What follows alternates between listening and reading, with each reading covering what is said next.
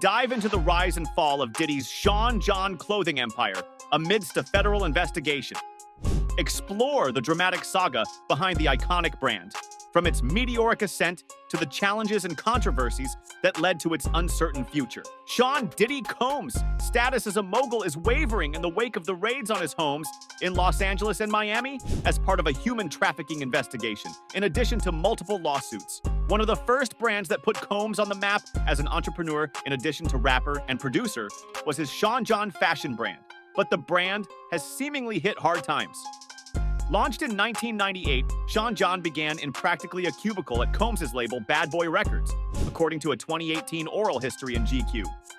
It also revealed that the first product samples were created as tour products and given to musicians like Jay-Z and Busta Rhymes. In GQ, Combs said, "Jeff, Tweedy, then president of the brand, initially faced some pushback from the retailers who categorized us as urban and as a celebrity without staying power, but that wasn't something I ever thought about. It brought that swagger of urban fashion and injected right into mainstream culture. Their timing was impeccable," Ted Jenkin, president of Exit Stage Left Advisors, told Fox News Business. Jenkin continued, "He really wanted rappers or hip-hop artists to have a seat at the table and not be considered just another black-owned label. He wanted something that could rival brands, well-known brands at that time, like Tommy Hilfiger. A sportswear collection debuted that year at Bloomingdale's, and the brand was a major hit, popular with celebrities, and it expanded into suits and high fashion. Jennifer Lopez famously wore a white two-piece suit with the brand's logo bedazzled across the top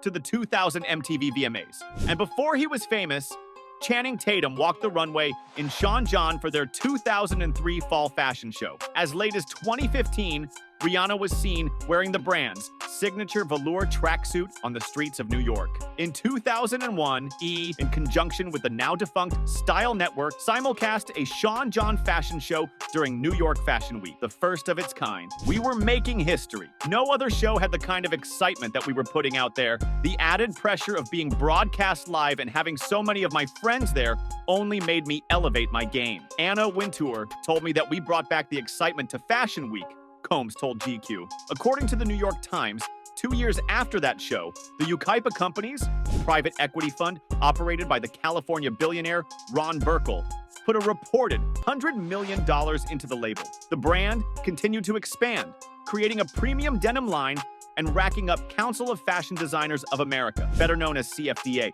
awards, beating out brands like Michael Kors and Ralph Lauren. In 2004, Combs became the first black man to win in the menswear category. I had been nominated for several years prior to winning, and I kept going back because I knew we deserved the recognition. To be the first black man to win this honor meant so much to me and the community I represent. The award solidified Sean John as a true fashion brand and not a fly-by-night celebrity-endorsed brand," Combs told GQ of the honor. Combs invested in then up-and-coming designer Zac Posen, further signaling his embrace of high fashion. In 2010, Sean John made a deal with Macy's to sell the brand's sportswear collection exclusively, expanding its reach and influence. By 2016, Sean John's annual retail sales totaled $450 million, according to Women's Wear Daily.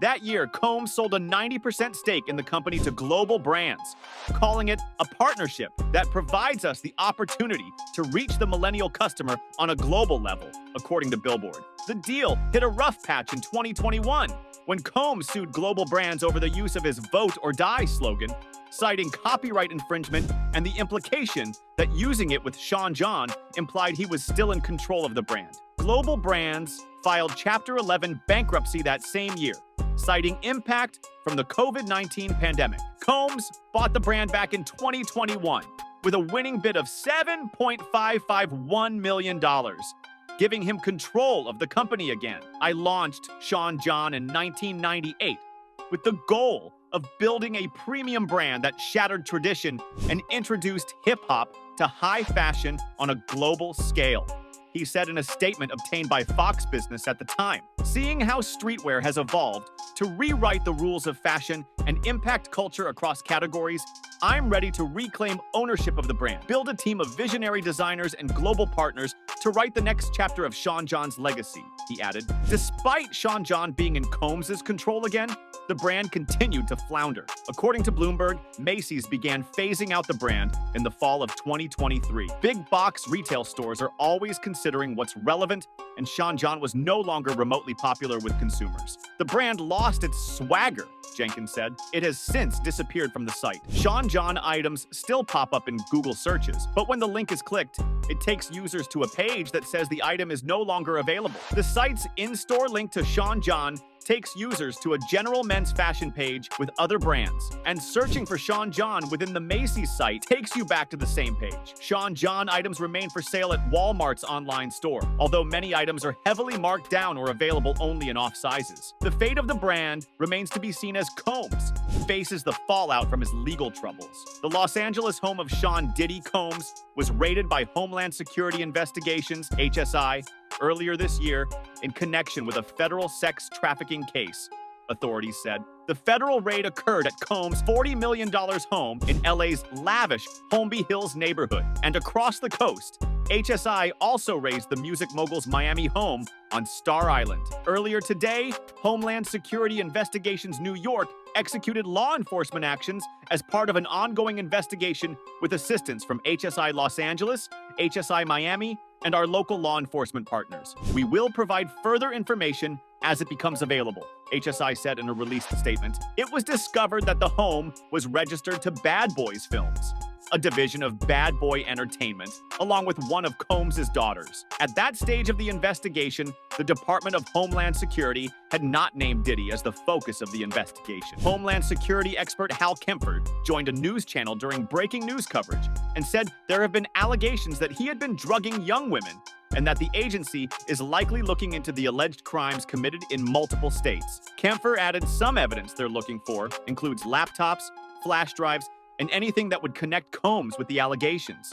In addition, he said obtaining a search warrant of this magnitude requires a lengthy process, and that working with state and local attorneys was likely required. We will always support law enforcement when it seeks to prosecute those that have violated the law, said Doug Wigdor, a lawyer for Cassie Ventura and one of Diddy's other accusers, in a released statement. Hopefully, this is the beginning of a process that will hold Mr. Combs responsible for his depraved conduct. The day after the raid, Diddy's attorney, Aaron Dyer, released the following statement. Yesterday, there was a gross overuse of military-level force as search warrants were executed at Mr. Combs' residences. There is no excuse for the excessive show of force and hostility exhibited by authorities or the way his children and employees were treated. Mr. Combs was never detained but spoke to and cooperated with authorities. Despite media speculation, neither Mr. Combs nor any of his family members have been arrested, nor has their ability to travel been restricted in any way. This unprecedented ambush, paired with an advanced, coordinated media presence, leads to a premature rush to judgment of Mr. Combs and is nothing more than a witch hunt based on meritless accusations made in civil lawsuits. There has been no finding of criminal or civil liability with any of these allegations. Mr. Combs is innocent and will continue to fight every single day to clear his name. Currently, the Sean John brand's Instagram page is empty, and the official website merely has a landing page that says, "I got my name back," presumably referring to the brand's name being inspired by Combs' birth name, Sean John Combs. In light of recent events, it's unlikely we will see the Sean John brand anywhere but on random websites, and that includes Walmart, Jenkins said. There's always room for a comeback story, but the brand was already declining in value and not likely to make a rebound. He added,